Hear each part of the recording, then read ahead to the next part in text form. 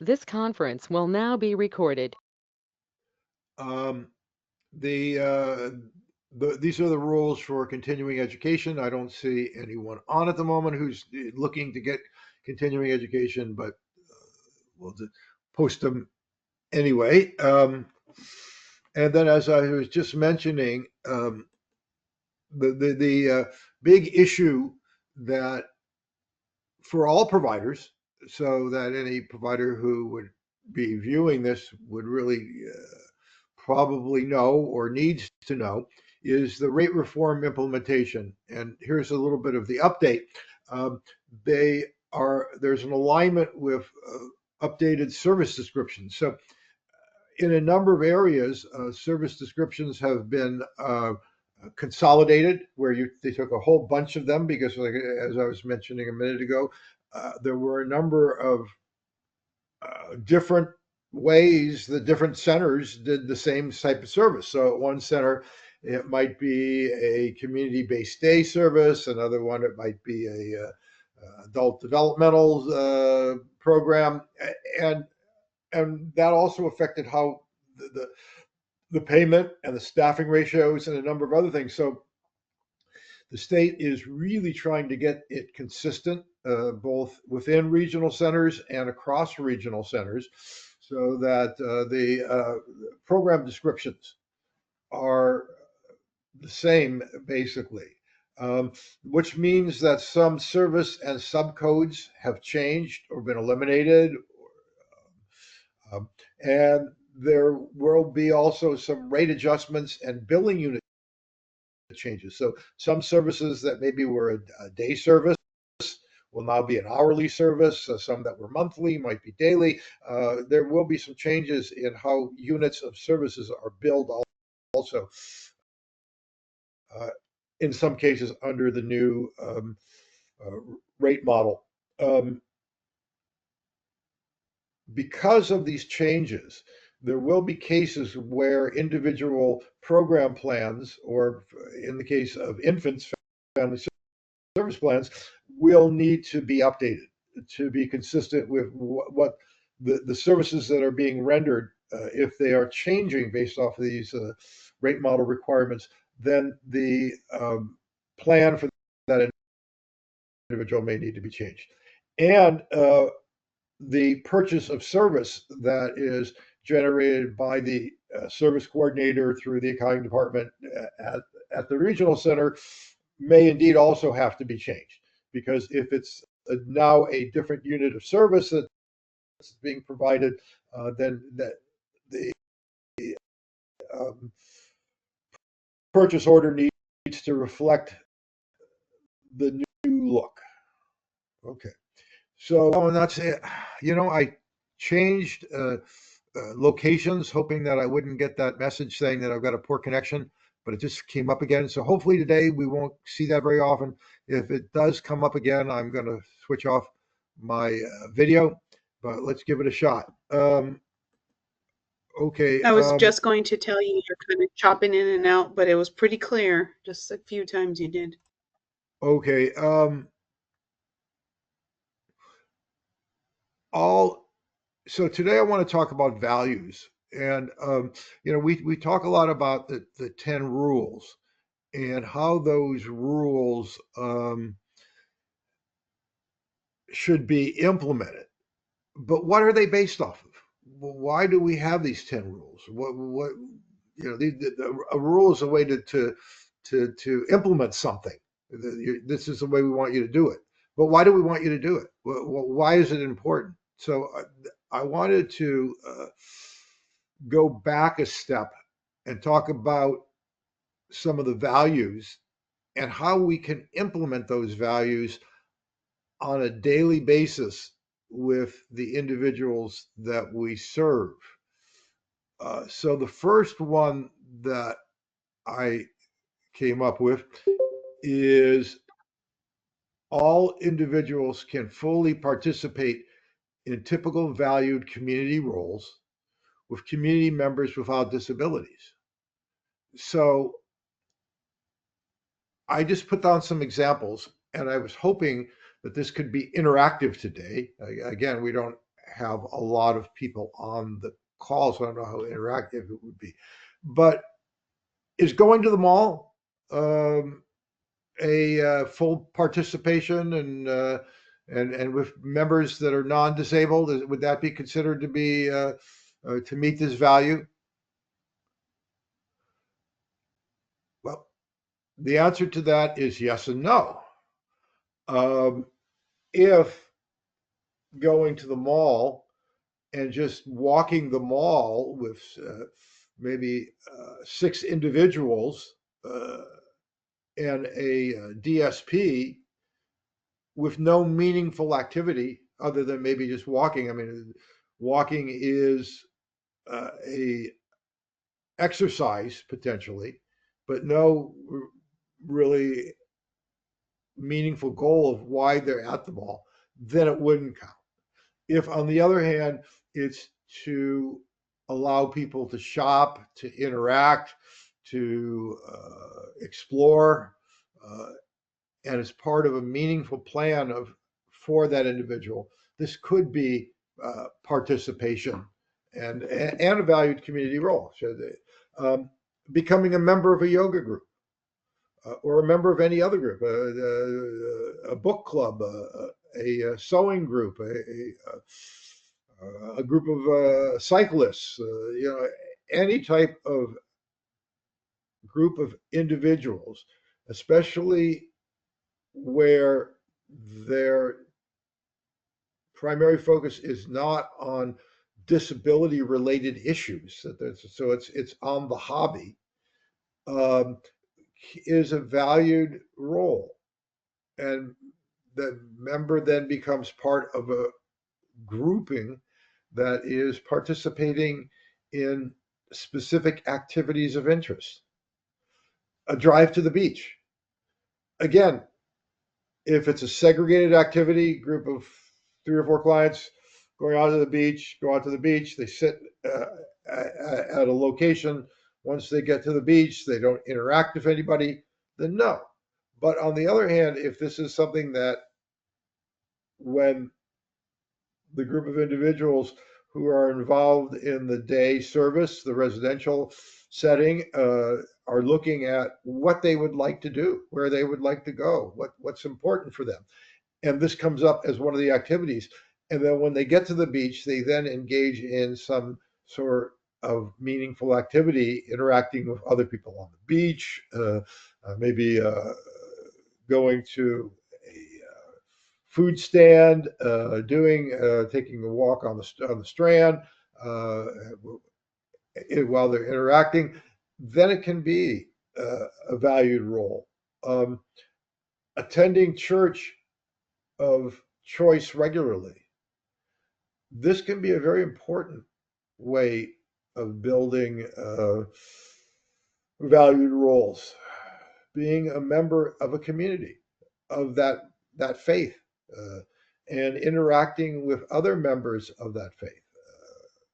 As I have mentioned on previous webinars, it's a good way for people to meet others, to become, especially if they, after the service, get involved with the social activities at that congregation and get to know other members of the congregation and can become a meaningful part of that community. Um, Integrated employment uh, is a valued role. Integrated employment is where the individual is working at a job site with non-disabled people. In uh, many cases, there may be a job coach that is assisting that person with the skills that they're learning in the job setting or interacting if there are concerns. But hopefully over time, that person will need less support from the job coach and will be able to complete the job more successfully. But working is a valued role. So, and it's with hopefully non-disabled individuals in that work setting. Self-advocacy. Um, we speak up for ourselves. If we're in a situation and we feel like we're not being treated respectfully, fairly, we you know, need to interact with a clerk at a store and it's and we're not getting the customer service that we need. Where our rights are somehow being denied, uh, we speak up, hopefully, and share that we feel that it's important that we be heard and respected. Same for the individuals that we serve. And so to teach people how to speak up for themselves, to share with what they think is important in their life, if they feel like something isn't going the way they want it to, or they would like to see a change in what's happening, uh, that's a valued role to be able to speak up. Um, Wellness programs. There is really an emphasis these days on holistic approaches to our health and well being and involving individuals in that is an important way to have them being part of the community too. So, for example, let's say there's in the park in the morning, there's a Tai Chi class where people are going out and working on exercise, body movement. So, if an individual becomes part of that group, then they would be working on their health as well as really developing a sense of community and well-being. So that would be again a valued situation. Um, Implementing diversity and richness in activities in the community. So we want people to have a great deal of different activities and interests in the community. So, for example, a movie night every Wednesday, is that implementing diversity and richness in activity? Well, again, yes and no. Was that a choice that the individuals who are involved in your program have made, or is it something that you, as a provider, have decided on based off of, okay, we've got to come up with a schedule, and here's a place that we can sort of park people for 3 hours on a Wednesday. Um, so, and who decides on what the movie is? And again, is it adult, type theme movies, or are they cartoon type movies? So what are we looking at in terms of uh, if this is an activity that we're looking at doing on a regular basis? How do we make it meaningful for people, and how do we get them involved in the decision making about whether this is something that they would want to do? Um, Participating in a voluntary community activity. Again, it could be a very meaningful situation for individuals. Recently, I became aware of one group that was involved with a community garden. And what ended up happening was the members, some of the other people that were involved in the community garden got to know the individuals from this particular setting, and they became friends, and they had this joint activity. They were able to work together towards growing fruits and vegetables. It became a rich opportunity for those individuals to enhance the quality of their life. Um, a community treasure hunt is kind of a fun idea that some people have used in the past, and that is to come up with different types of activities that people would be interested in, and then helping them try to find those activities in their community. So when you're sitting down with your residents, your participants in your program, talking to them about, okay, so what would you like to do, or what would be something new and exciting for you, or even you come up with some ideas if they can't, to try to, and then create like a hunt where you go out in the community to try to find these things that you decided would be important to learn or know, or would like to become more involved with. Recreation and sporting activities. Again, there's a lot out there, and it's a matter of trying to integrate the people that we serve into what already exists. Um, a art class for persons with IDD is not necessarily a diverse and rich opportunity. It's an art class for persons with IDD. Going out to the community to do that is a much better way of providing the individuals with an opportunity to become part of the community. Um, Interesting idea I ran across recently. Um, Someone was sharing how they were using a community center uh, as a way of getting individuals out in the community during the day. And this community center had multiple activities. So this program brought four clients, four individuals to the activity center, to the community center, and one went to the swimming class, and another one went to a art class, and another one went to an exercise class. So there, the program was able to take three or four people out in the community, and at the same time be able to individualize the services that each individual received while they were out in the community, consistent with what their interests were. So, looking for activities in the community that are recreational sports can be very beneficial. And also, you have the secondary gain of better health.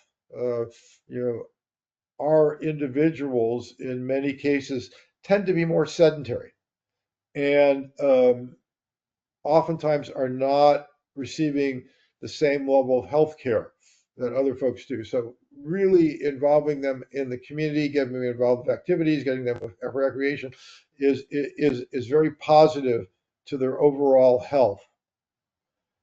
Um, and then one of the other ways you can really work on diversity and richness is with individuals and staff working together on developing activities.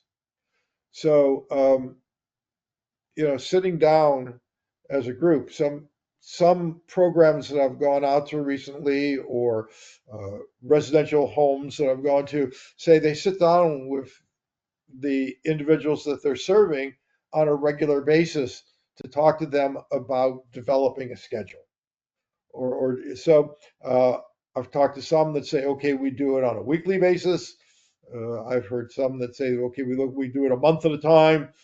That's up to you as a provider with what seems to work with your individuals. And then there's also needs to be flexibility, because things change, and activities all of a sudden not available, something else becomes available, people change their mind about what they want to do or don't want to do. So you need to maintain flexibility, whether it be a weekly or monthly schedule or however you do it. But you really want to uh, get the individuals involved. In some cases, what you'll have is that people will say, "I don't know," or "What do you think?" or what do you suggest? Um, and then you can share with them ideas of different places, different things that they could do, and then ask them, would you like to try this? Do you think it's something you might want to do? So if when you ask individuals what they want to do, and if they don't give you a response, that may be as much or more to the fact that they haven't had a diverse and rich opportunities previously. And so when you're asking them, that they don't know what they don't know.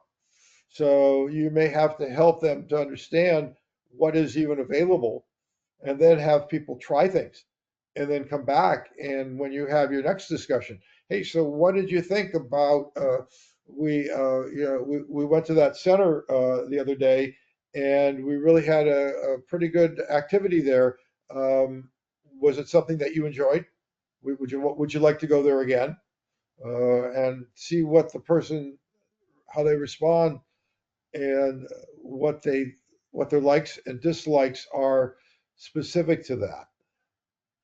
Anybody have any ideas on rich and diverse activities in the community that you've tried that seem to be working?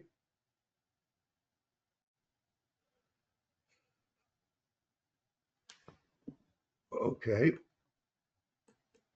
Um, how individuals typically participate in the community is a core guide. So, how you and I do things should be the same as how individuals with intellectual and developmental disabilities do things. Um, I'm assuming that most of you meet up with individuals with similar interests sometime during the month, that you're getting together with people who share something that you are interested in. It could be how you work with your children. It could be a sporting activity. It could be a hobby. It could be a church group. It's infinite, the number of ways that people get together and create communities. And so, just like you and I, as a core guide, is to participate, the same is for the folks that we serve as well. Um,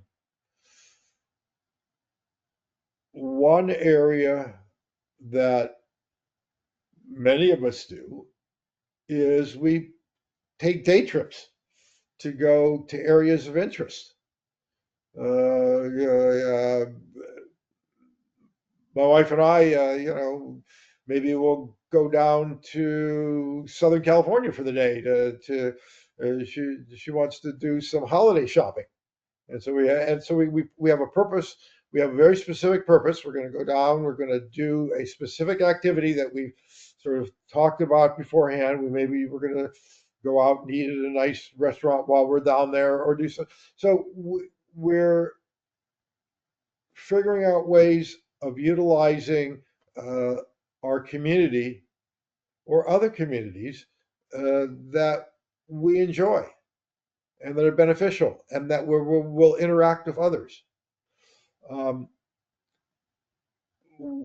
for those of you who are operating day services, but also for residential facilities as well, maximizing time in the community is really important. So the part of the way you develop a sense of community is by having people in the community. But in the community in itself is not enough. It's got to be in the community with a meaningful activity in mind. So why are you going out to the mall, as the example I used earlier? Is it to just walk from one end to the other and then back again? Is it to go to a specific store, which is the next item on this list, shopping for specific needs? so that you have something in mind. You want to go and you want to pick out a new pair of jeans, and encouraging that individual to maybe interact with a clerk to get feedback on, okay, so I'm looking at the rack here of Levi's, and there are 501s, there are 510s, there are 521s, there's like 8 different types of jeans, and some are original, some are stretch, some are bell bottom, some are straight leg.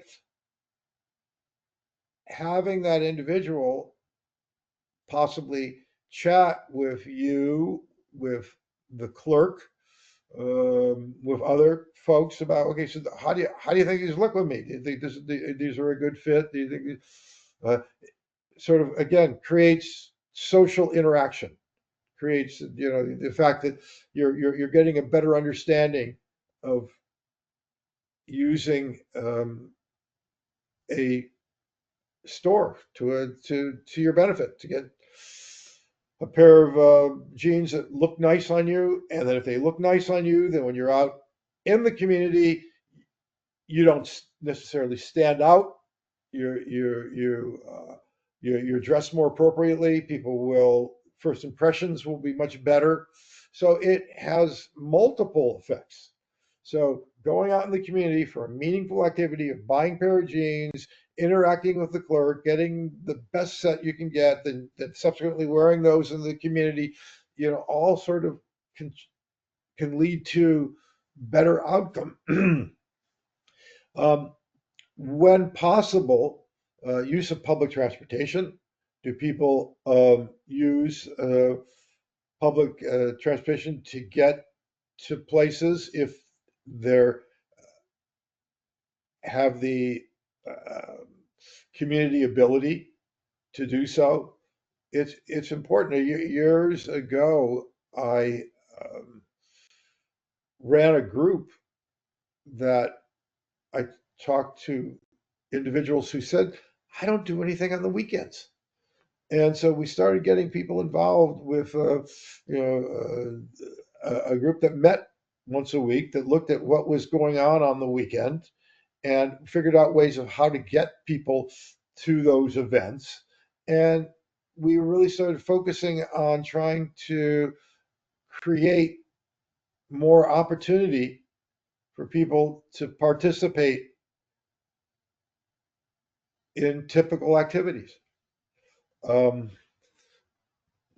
Banking and use of their own resources. Uh, Most of the individuals we serve uh, receive Social Security Disability, SSI, um, and those resources are very limited. So, how those are spent and where they're spent, it can really be a challenge. I think of myself as being somewhat financially savvy, but I don't know that I could manage with the resources that people receive from Social Security. So, in many cases, we have some individuals who are also working, either supported employment or community integrated employment. Um, California is currently phasing out its sub minimum wage. So after this next year, that won't be an option for individuals. So people either in group employment where there's like, and California's changing the rules on that too. It had been 3 or 4 in a group. Now they're allowing groups of two. So a job coach and 2 people, job coach of 3, job coach of 4, different subcodes for how they're going to be doing that under the new rate system. Uh, but if an individual has resources, how are those resources spent, saved, how are decisions made about how they're going to be utilizing their funds, are the same thing that you and I do on a daily basis. Um, there's a term out there that is used a little differently in social services than it is in other areas, and that's the term generic. Now, many of you probably think about the little picture there of the pill, and instead of getting the brand name of that prescription, when you go to the pharmacy, they give you the sort of off-brand, but the same basic medication that is at a considerably less price. Um, the term generic for social services means the services that's available to everyone. So every member of the community can use a public library. So that's a service that we should be looking at for the individuals that we serve too. So, matter of fact, the Lanterman Act, the Welfare and Institutions Code that sets up the regional centers, specifically has a section in there, section 4659, that says that you must use generic resources before you use regional center dollars for purchasing services. So the regional center is saying, hey, if there is a resource out there that serves the entire community so that anybody can utilize it, then our individuals should be utilizing it too. So some of the examples, parks and recreation departments. Uh, so if you look at what your parks and recreation departments, many of them put out quarterly, semi-annual, annual booklets. Talks about all the courses they offer. Getting the individuals that you serve involved with some of the parks and recreational activities can be a really good way for community integration, and also for them to find activities that they enjoy and that are meaningful. Um, Adult education. There are programs through the adult school, so that our individuals can participate in, and that would be with a typical community. We don't want classes that are specifically set up for individuals with intellectual and developmental disabilities. We want our individuals to be integrated into regular adult ed classes.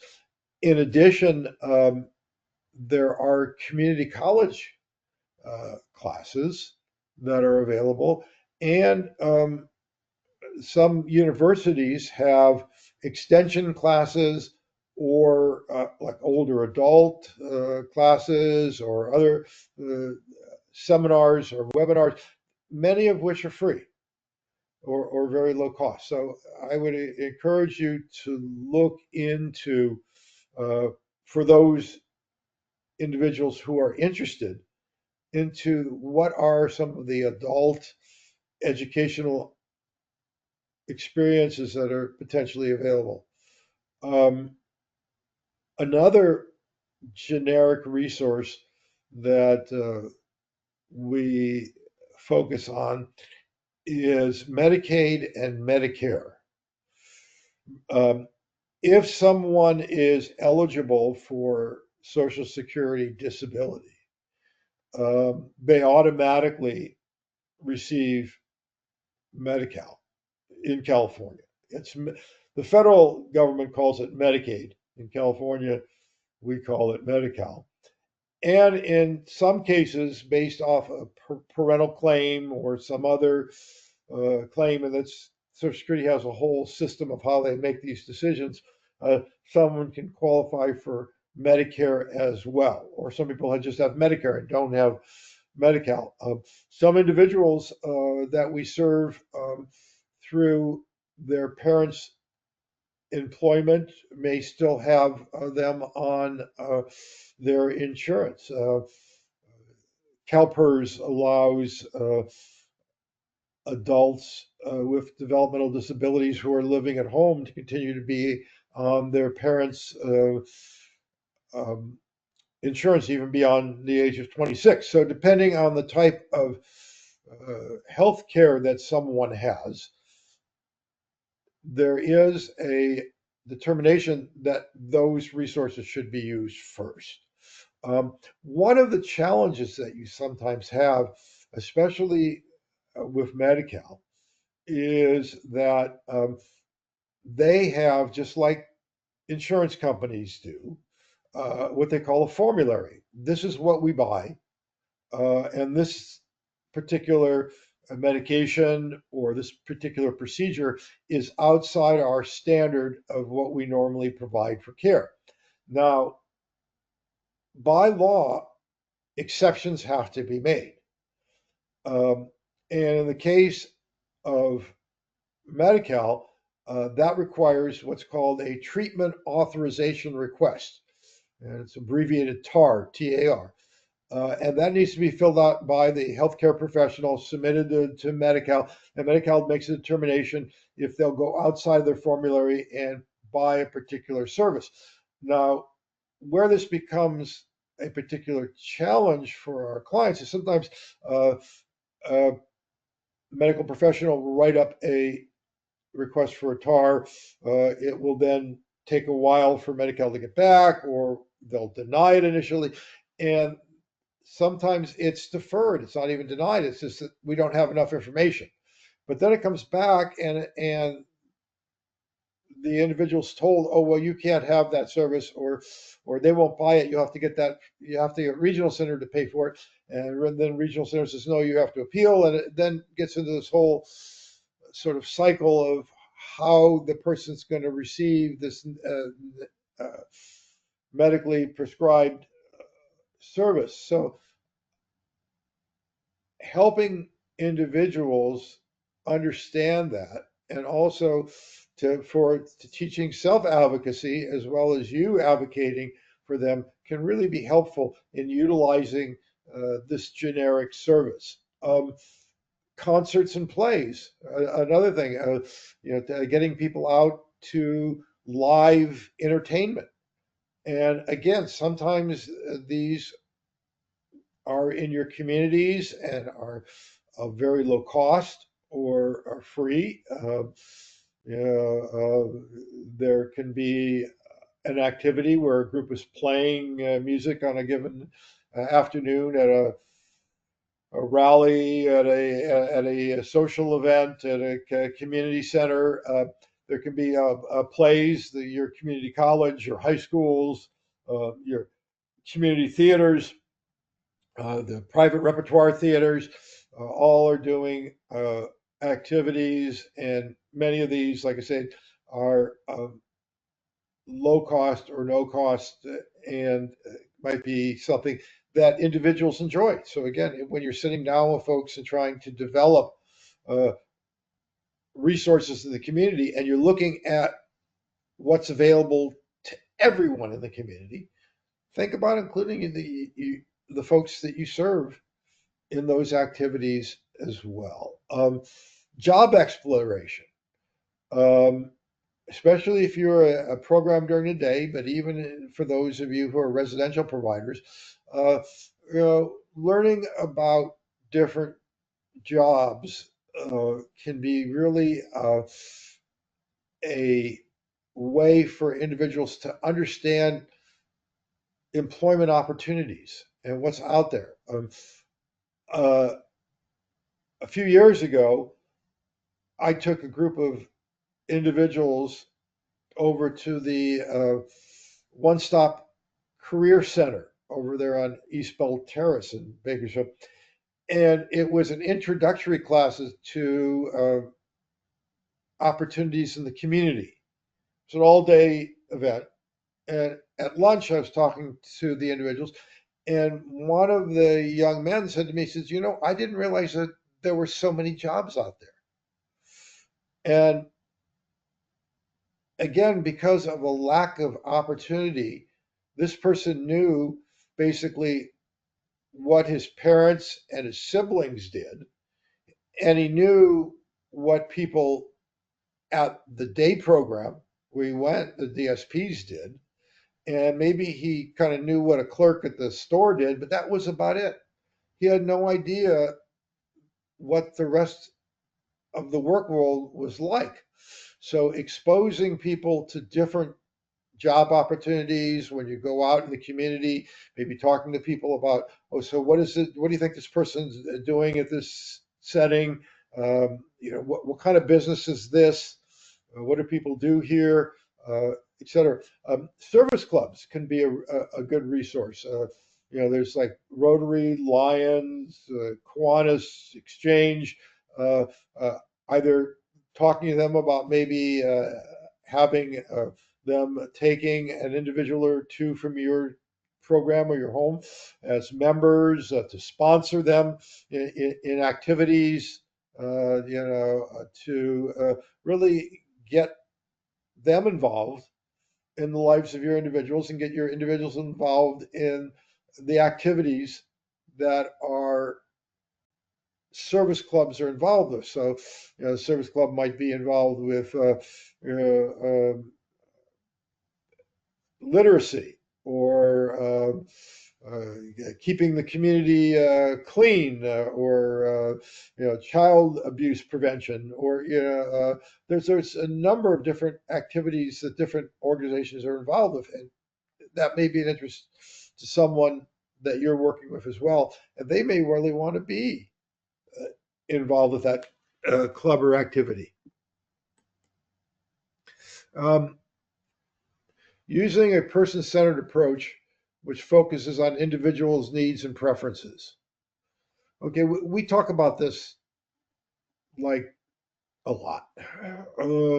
This is like the number one focus of home and community based waiver.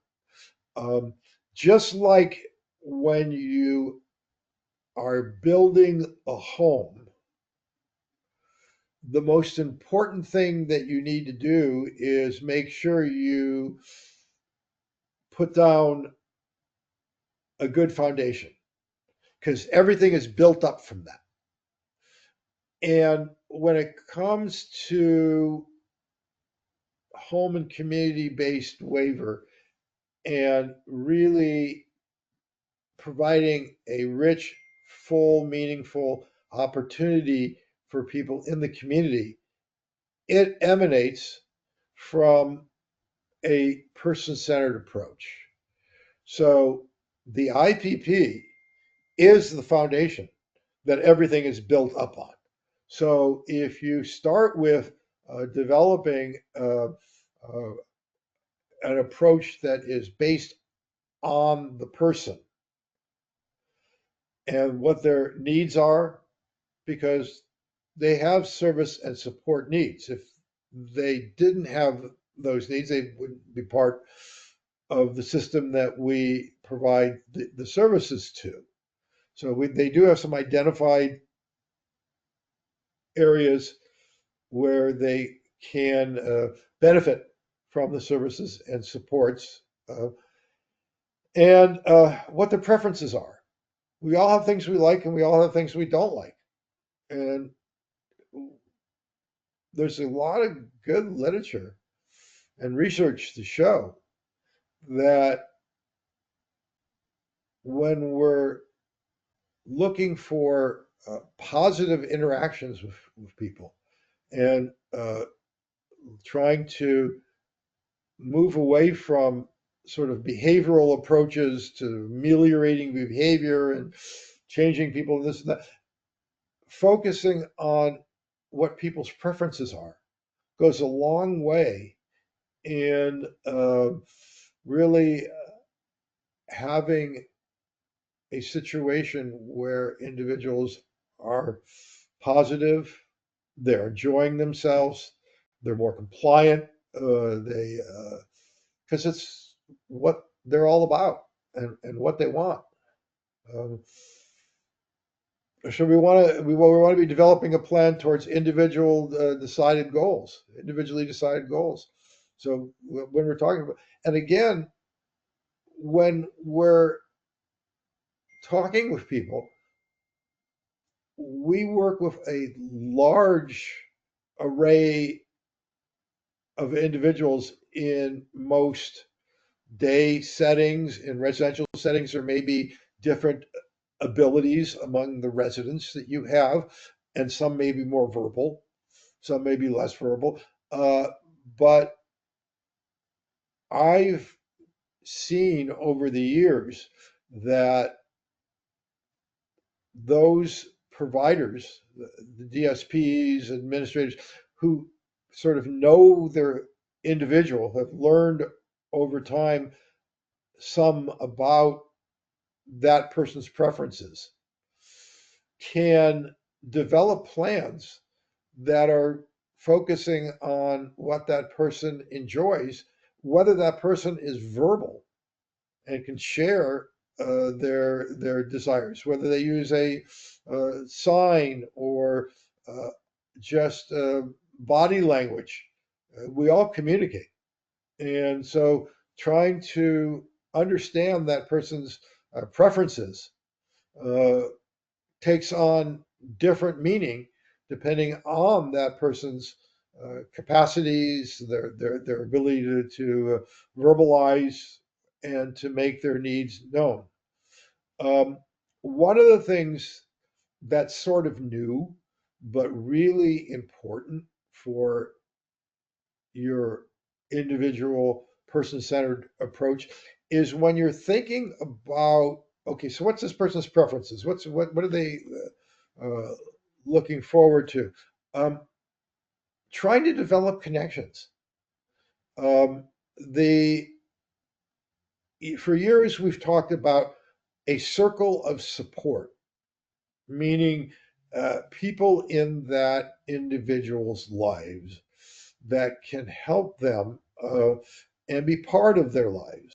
So, um, family, in many cases, although I've seen a lot of times where someone goes into uh, a residential setting and the family sort of backs away and is much less involved.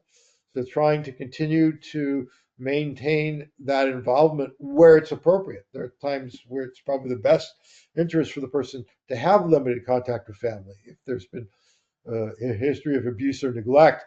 But in most cases, continuing to have family involvement can be a really important way of developing and keeping connections, helping with social skills, interacting with others, and also looking at developing connections in the community. Um, the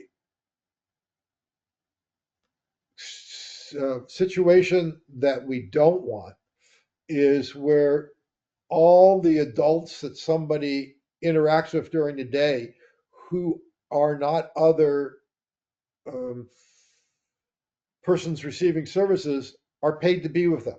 So the individual who lives in a residential facility and goes to a day service, and all the adults that they interact with that aren't other participants in either the home or the day service are paid. And so they have no interaction with people in the community. They have no one that they're sort of connected with, that they have mutual common interests, that they enjoy being with, which is not to say that they don't enjoy being with the staff, but that are there because they want to be there, is what we really want to try to do. And then one of the other things that we really want to look at is as we're developing the services and supports with that individual plan, are we really focusing on maximizing that person's independence?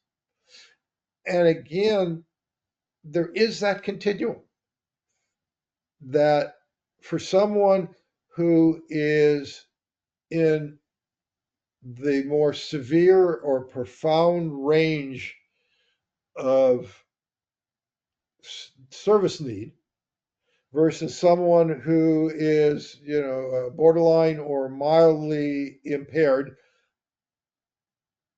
maximizing that potential can be very different. So, as I mentioned a few minutes ago, the possibility of utilizing public transportation. Uh, there are some individuals who that can be a very viable option for greater independence, to be able to utilize the community to get around, to really being able to be greater independence. Others, that would not really work because they wouldn't be able to sufficiently be able to understand how to use the bus system per se.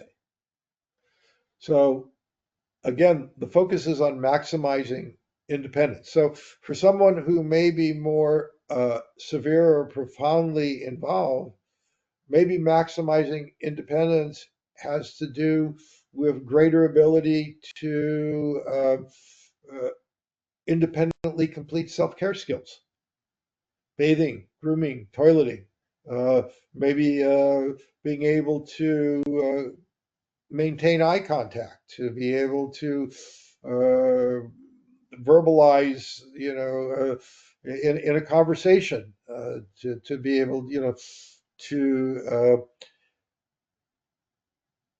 really individualize for that individual. And no two people are the same, as we continually stress. Um, the skills that work for them and the community that we create for someone, again, who is has greater involvement in terms of their level of disability, uh, may take on a different look than the sense of community that we create for someone who is able to have a greater utilization independently of community. So it it varies. Um,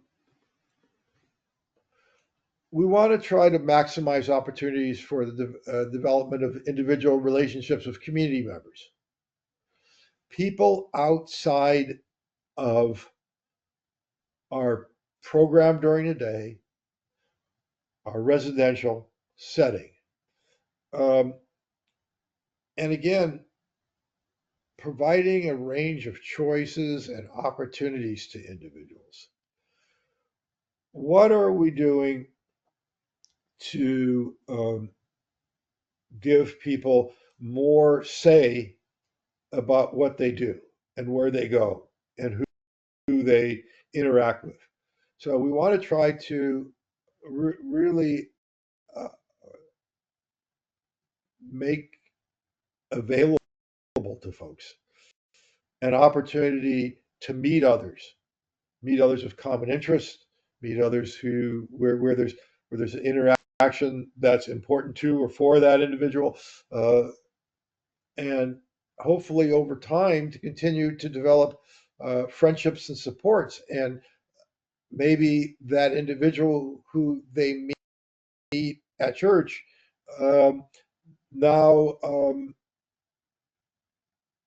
it says, "Hey, next Thursday night we're having a potluck over at my house, and we'd love to have you come and be part of our group." So develop those uh, community relationships. Could be maybe a client meets up with a group of folks, and now he's part of the Thursday night poker game. He may not have a lot of chips because of, he's on SSI, but he can still be involved with, that, that activity. Um, focusing on positive social relationships. We want to try to develop interactions that are good for the person. You hear me okay? I just came up that I'm having some problems It, again with it's my. a little choppy, but it's okay. I've heard pretty much every word. Okay. Okay, good. Thank you. Um, so we want to clearly provide expectations and responsibilities. Um, you know, in all of this, we still have to think about people's um, responsibility that you can. I can't go out and do certain things in the community that like maybe when I'm driving, I have to be respectful of other vehicles. I have to do what I do when I'm in a store. I have to wait my turn at the register.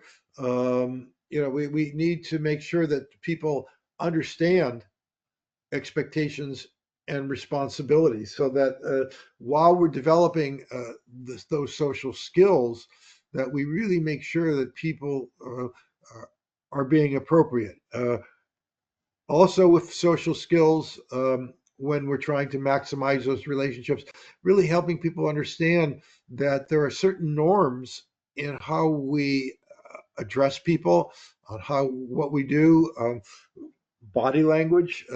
When I'm talking to you, I maintain a social distance. I don't get like 2 inches off of your nose. I helping people understand that, especially with first impressions, uh, how you look uh, makes a difference. And so, dressing more appropriately, clean clothes, clothes that match, that are appropriate for the weather condition, etc. Hygiene, again, it sort of doesn't have to be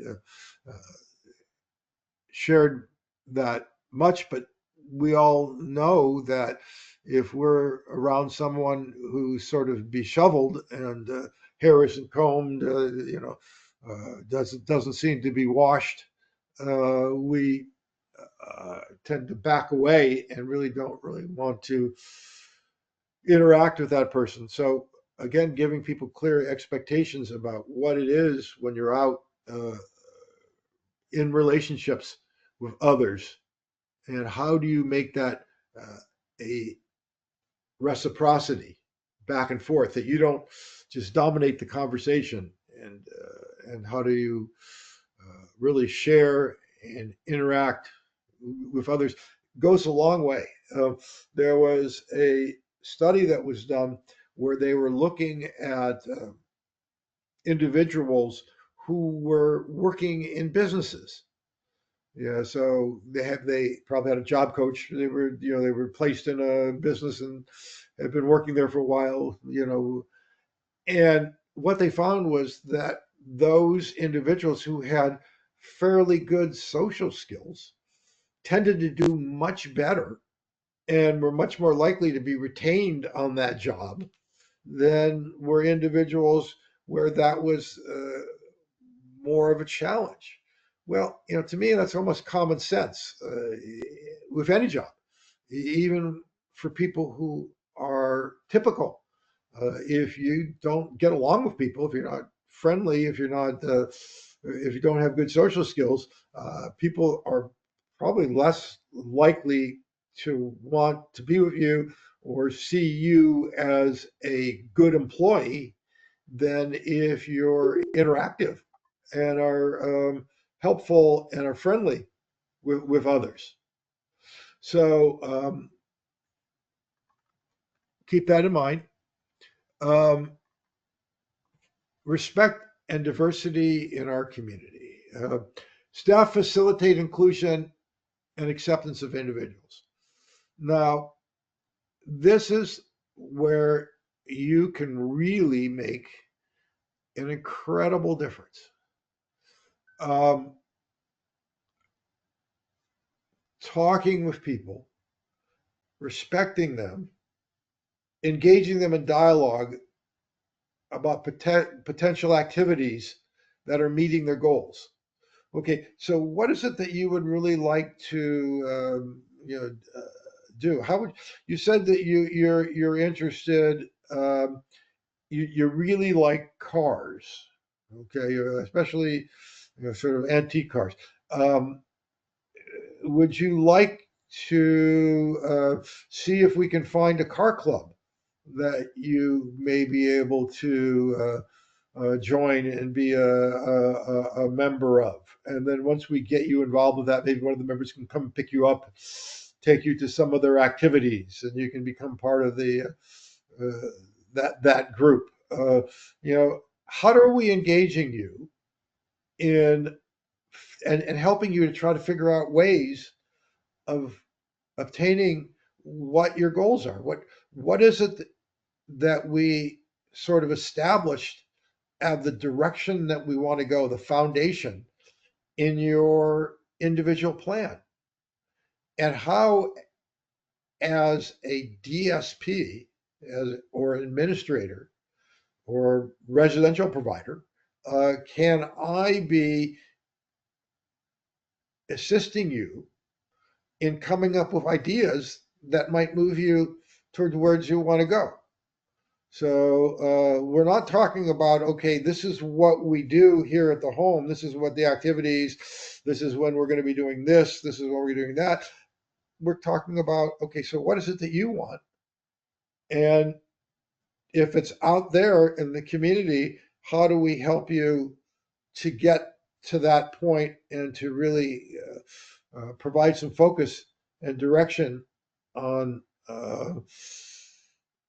meeting your needs, your wants, the direction, and it's going to make you happier. It's going to make things better for you. You're going to enjoy things more. You're going to meet people out there in the community uh, and be part of it. There is in this country right now a loneliness epidemic. People are, feel like they don't have a lot of friends or commitment or involvement. If you in many areas, people don't even know go to an apartment complex. Most people don't know their neighbors. They don't know who's living in the same building that they live in. So we really want to try to develop uh, a community out there for people. And again, that community is based off of what people would like. And if they aren't sure what they would like, exposing them to different activities so that people can figure out one that seems to one be an area that they would enjoy. We want to avoid the old adage of staff in charge. Yes, you are. I mean, you're running the program. You're the one you're the boss. But you don't want to say, well, okay, we're going to do this and we're going to do that and we're going to do this, and not give people choices. Yes, indeed. I'm responsible to provide care and supervision. I'm responsible to operate this program. I'm responsible to make it work. But in doing that, first and foremost, I'm going to take into consideration what you want and try to figure out ways of developing the service that I'm providing such that it will really reflect what you want and what your needs and goals are. Um, and encouraging natural supports. Natural supports, again, the community that's out there, uh, family, parents, brothers and sisters, aunts and uncles, neighbors, community members, uh, people from the club that individual belongs to, from their congregation, maybe the pastor, other folks that are involved with that person's life, and really encouraging that and getting more people involved that are not paid, that are there because they like the person, that they're related to that person, they have some connection there, and we wanted to develop that more connections for people. Um, Ensuring typical adult roles. Um, this has been a debate in the system as long as I've been in it. Since back in the 1970s. Um, you go into some residential facilities, you go to the residence room, and there are a bunch of stuffed animals or posters of animation on the walls. And people sit there and say, "Well, no, that's for children. That's not necessarily an adult role." And it doesn't have to be one or the other. There are some folks that are collectors of items, so that maybe somebody has a large connection of from years ago, Beanie Babies, or some other toy that they really like. So you know you can still have adult roles and have certain things that relate more to younger uh, individuals. But what we want to do is we want to provide the necessary tools, resources, and support for people so that they understand what the role of an adult is.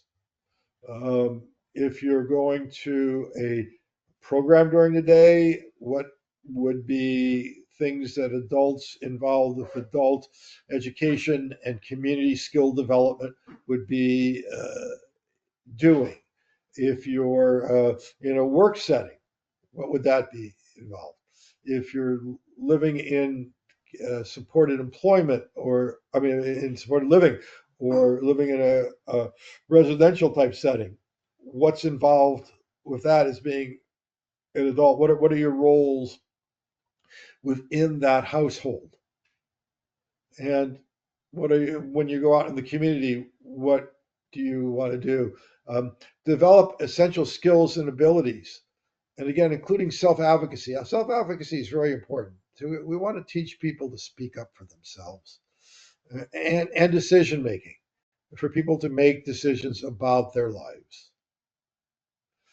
And then throughout all of this, so in order to develop adult roles, we want to build life skills. Again, as I mentioned earlier, for those individuals who need assistance with self care, teaching skills related to greater independence, with taking care of their own personal care. Uh, has a lot of advantages. I mean, if somebody can do that independently, that's much better for your self-esteem, privacy, dignity, etc. Household management. The people are responsible for keeping their areas clean, for assisting maybe in residential services, maybe helping in the kitchen, making meals, cleaning up, learning a skill. Maybe that might translate into somebody maybe starting to work in the kitchen and deciding they really like that, and then you get them into a cooking class through a local community resource center, and that person then becomes part of a group of people who are doing sharing recipes and creating new desserts or main courses. Um, and money management, as I mentioned earlier, can be an important skill for individuals because that's independence.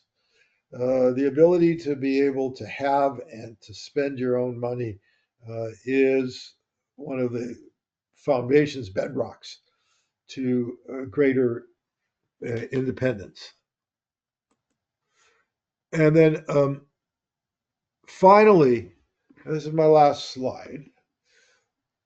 Avoiding activities that unnecessarily segregate people.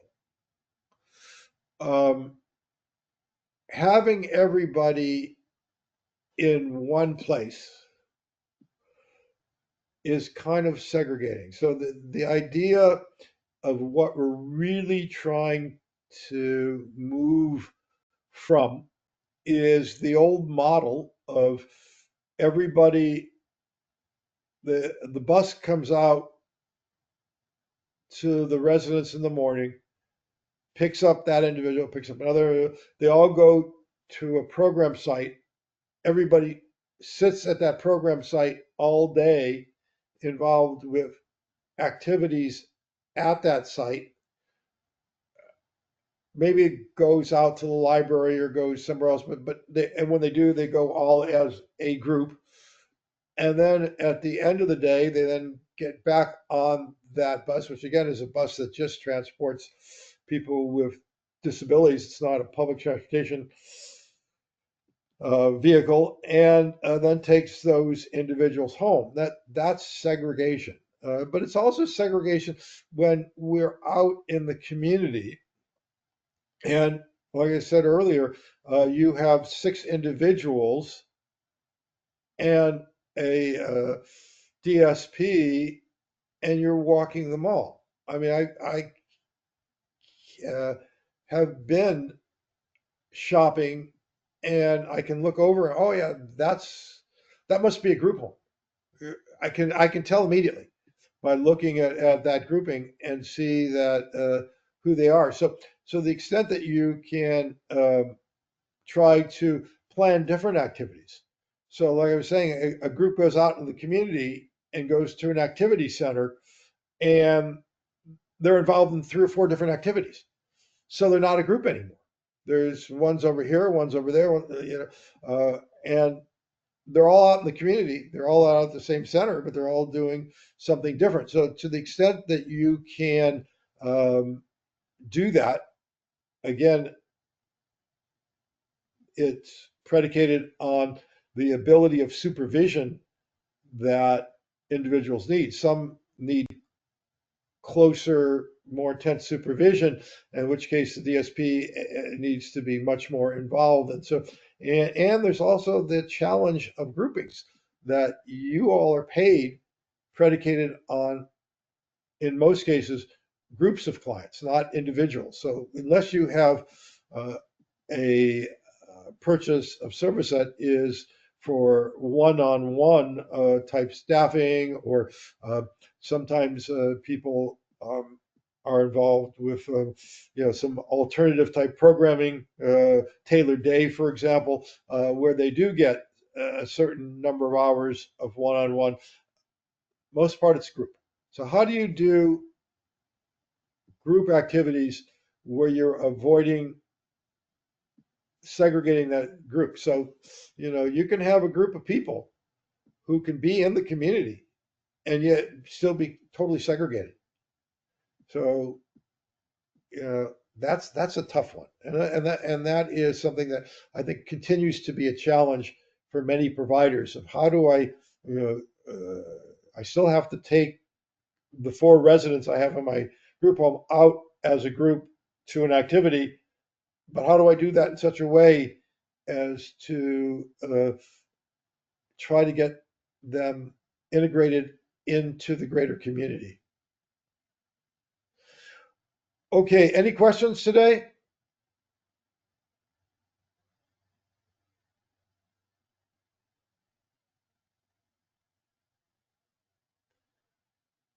What was this helpful today? I try to do a little bit different format.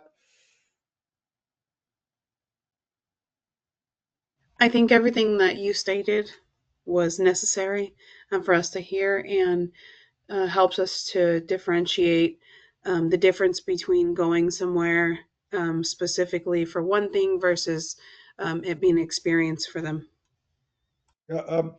Think about the word meaningful.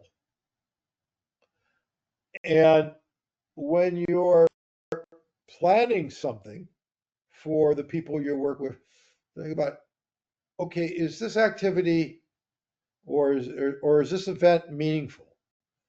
Will it add meaning to these people's lives?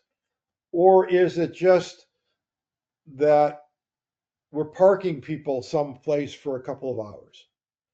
Now, I don't think any of you are doing that anymore. I think most people are really trying to get to engage the people that you're serving.